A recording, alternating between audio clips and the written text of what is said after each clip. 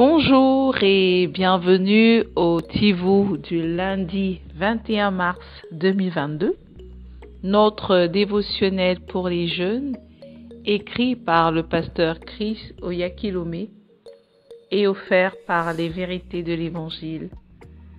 Le thème que nous avons ce matin est « Ne disparaît pas ». Reste frais et axé sur le succès pour Jésus. La Bible nous dit dans Romains 12 au verset 11 « Ne tardez jamais dans le zèle et dans l'effort sérieux.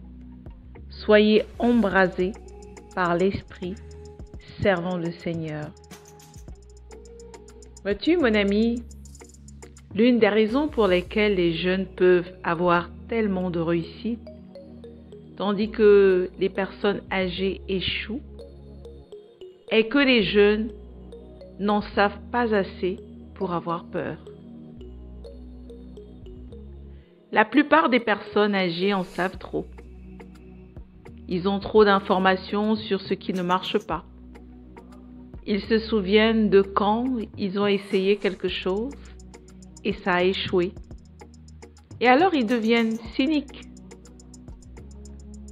Il est plus difficile d'inspirer de telles personnes à prendre de nouvelles initiatives ou à commencer de nouvelles choses. Comprends qu'être âgé dans ce contexte n'est pas vraiment par rapport à l'âge de la personne, mais par rapport à l'état de sa pensée. Ton corps pourrait être âgé, mais refuse d'être âgé dans ta pensée. Pense avec fraîcheur, pense réussite. Dieu aime utiliser les jeunes personnes parce qu'ils pensent avec fraîcheur, tout le temps. Ils croient facilement et ont toujours de la passion pour apprendre quelque chose de nouveau. Avec eux, il n'est jamais trop tard pour apprendre et être inspiré par un rêve de succès. Dieu peut t'utiliser, mon ami, peu importe ton âge. Comment seras-tu lorsque tu seras plus âgé? Je peux te dire, si tu mets ce message en pratique, tu ne seras pas en train de pleurer parce que rien ne marche. Oh non. Mais tu seras plutôt celui qui est en train d'enseigner et de transmettre la foi à la plus jeune génération. Tu seras en train de changer des vies avec l'Évangile. Parlant en d'autres langues, prophétisant et déclarant des paroles de foi par la puissance du Saint-Esprit.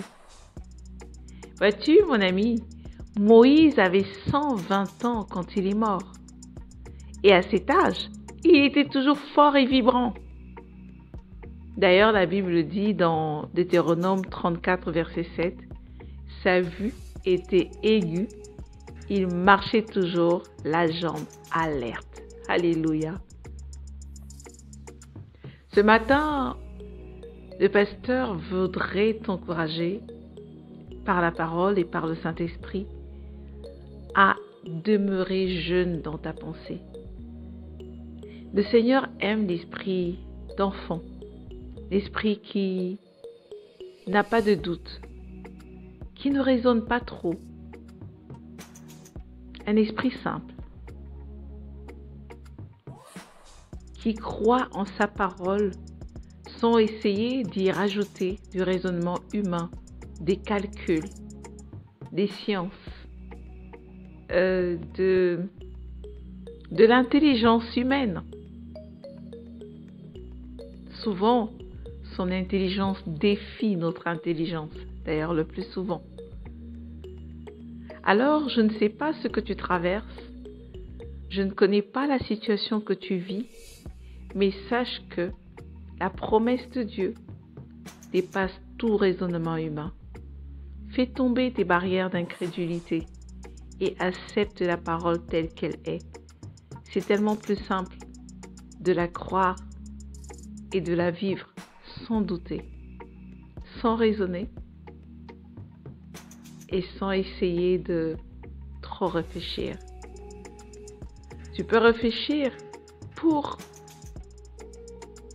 la méditer, la garder, l'activer par ta foi, mais pas pour la ramener au niveau d'un raisonnement humain, parce que son intelligence est bien au-dessus de celle des sages de ce monde.